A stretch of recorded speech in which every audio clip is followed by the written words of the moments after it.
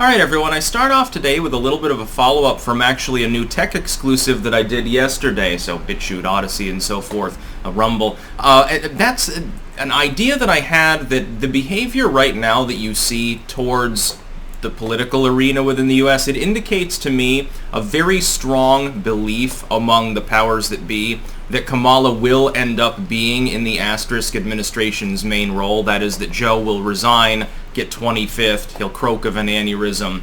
They're expecting the very high possibility, and so they're preemptively, it's strategically intelligent, they're whitewashing some of the problems that Kamala Harris has. Now, first and foremost, if you're watching this video on YouTube, keep in mind there will be a pinned comment down below with links to 4 other video hosting sites that I use. Now, keep in mind I make 4 videos a day, sometimes 5, only 2 or 3 end up on YouTube. Today's a extra video day because there's a literary update, normally it's just 2.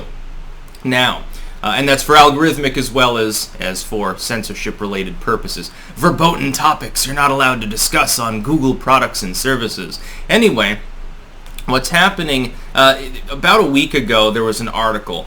It was basically a fluff piece for Kamala Harris, and you can see them beginning to start blame shifting for like her poor border performance. She's the border czar, still has not to this day, by the way, technically visited the border. She went to El Paso and sat on the tarmac to take a few questions and mainly talked about violence and crime and gun control.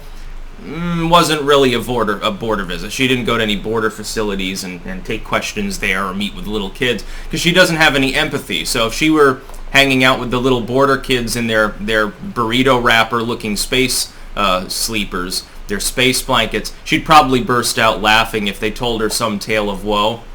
She's not very good at showing human emotions. Maybe she's a Zuckerberg knockoff of a different gender. She has about the same emotional span, by the way, as Zuckerberg. He ranges from uncomfortably uncanny valley to uncomfortably canny valley.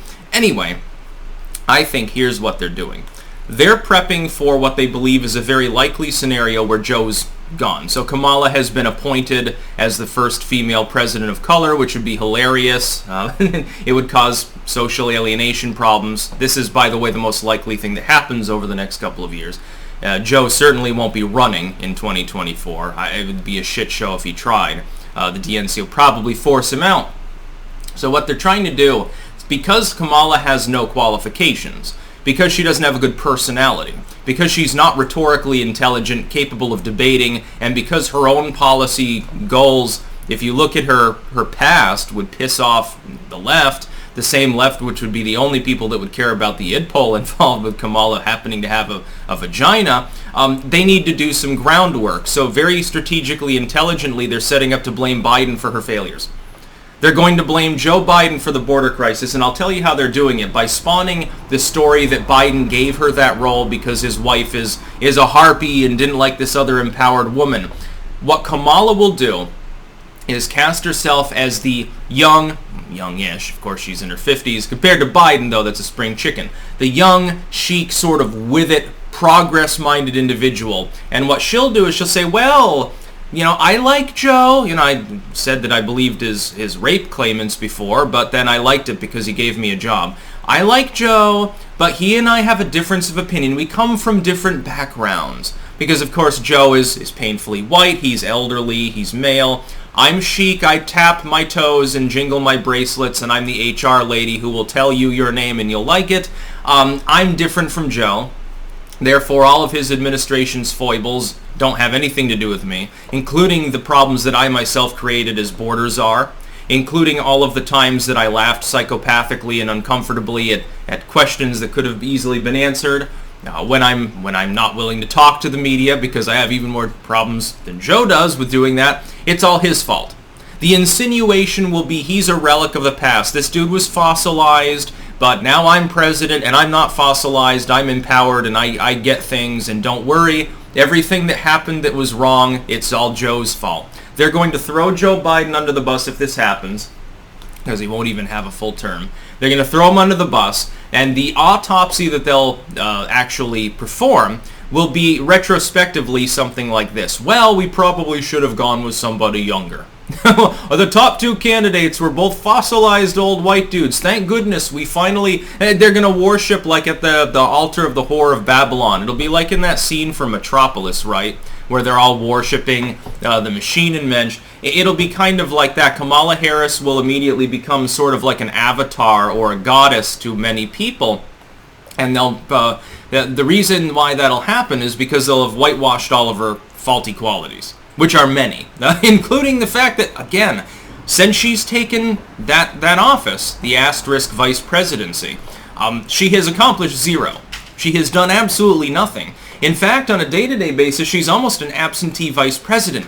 That's for a reason. They're trying to keep her out of the fray. Let Biden take the hits, because he's probably not going to be there for long anyway.